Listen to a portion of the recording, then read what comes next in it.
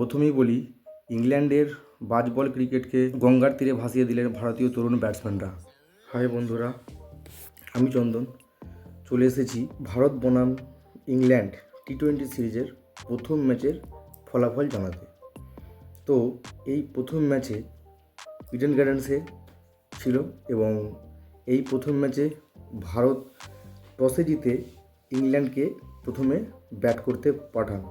কারণ এই মাঠে একটু ডিউ ফ্যাক্টর আছে, এটা কাজ করে, এটা আমরা অনেকেই জানি। যারা ক্রিকেট প্রেমী মানুষ বা যারা খেলাটা বোঝেন তারা অনেকেই জানেন যে ডিউ ফ্যাক্টর একটা ক্রিকেটে বিশাল বড় সমস্যার কারণ। তো সেই কারণের জন্যই হয়তো মিস্টার সূর্যকুমার যাদব ইংল্যান্ডকে প্রথমে ব্যাটিং করতে পাঠান। তো প্রথম ইনিংসে ইংল্যান্ড ব্যাট করতে নেমে ওভারের তৃতীয় বলেই ধোঁয়াধার ব্যাটসম্যান ফিল সল্টকে তাদের হারাতে হয় এবং ফিল সল্ট সাজঘরে ফিরে যান। এরপর কিছুটা ব্যাটিং শক্তি ইংল্যান্ড দেখানোর চেষ্টা করেছে, কিন্তু ভারতীয় বোলিং লাইন আপের কাছে তাদের ঘরে পর্যদস্তু হতে হয়েছে।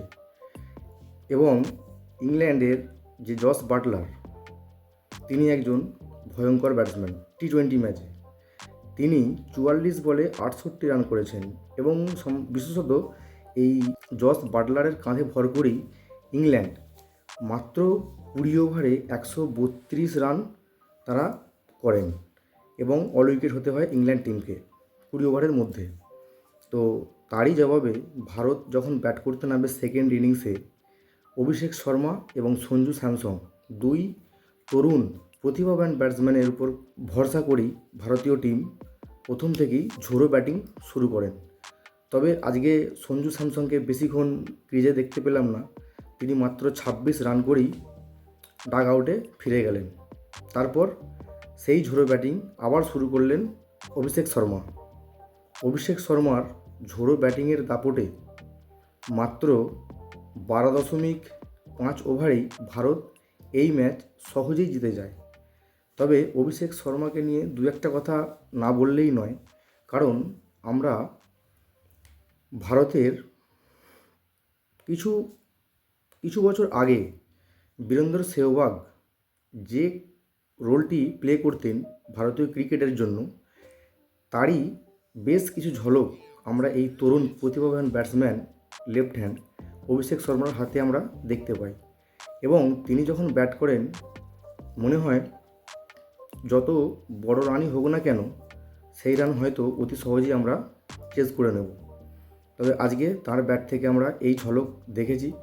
মাত্র 34টি বল খেলে 79 রান করেন তিনি এবং তাকে পরে আউট হয়ে ফিরতে হয়, কিন্তু ভারত অতি সহজেই এই ম্যাচটি জিতে নেয় ইংল্যান্ডের কাছ থেকে। এছাড়া আজকে ভারতীয় বোলিং লাইন আপটি চোখে পড়ার মতো ছিল। 3টি বোলার 2টি করে এবং বরুণ চক্রবর্তী মিস্ট্রি স্পিনার 3টি উইকেট নিয়ে ইংল্যান্ডকে পর্যদস্তু করেছেন। এরই ফলাফলস্বরূপ আমরা ভারতীয়রা অতি সহজেই এই ম্যাচটি জিততে সক্ষম হয়েছি। তবে আজকে একটা কি, মিস্টার 360 ডিগ্রি অর্থাৎ সূর্যকুমার যাদব, যার ব্যাট টি-20তে কথা বলে, তো সেই ব্যাটসম্যানকে আজকে আমরা রান পেতে দেখলাম না। তিনি মাত্র 3টি বল খেলে 0 রানেই তাকে সাজঘরে ফিরতে হয়েছে।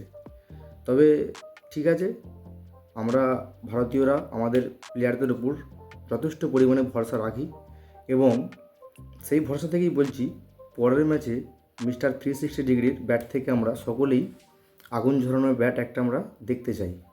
আশা রাখবো যেন পরের ম্যাচে উনি আমাদের ঘরে একটা ভালো ব্যাটিং স্কোর উপহার দেন। তো এই আশায় থাকলাম এবং পরের ম্যাচ আসার জন্য আমরা অপেক্ষা করব এবং নেক্সট ভিডিও পরের ম্যাচে বানাবো। তো সকল দর্শক আপনারা ভালো থাকবেন, সুস্থ থাকবেন এবং আমার প্রণাম নেবেন। এই বলে আজ আমি আমার ভিডিও শেষ করছি।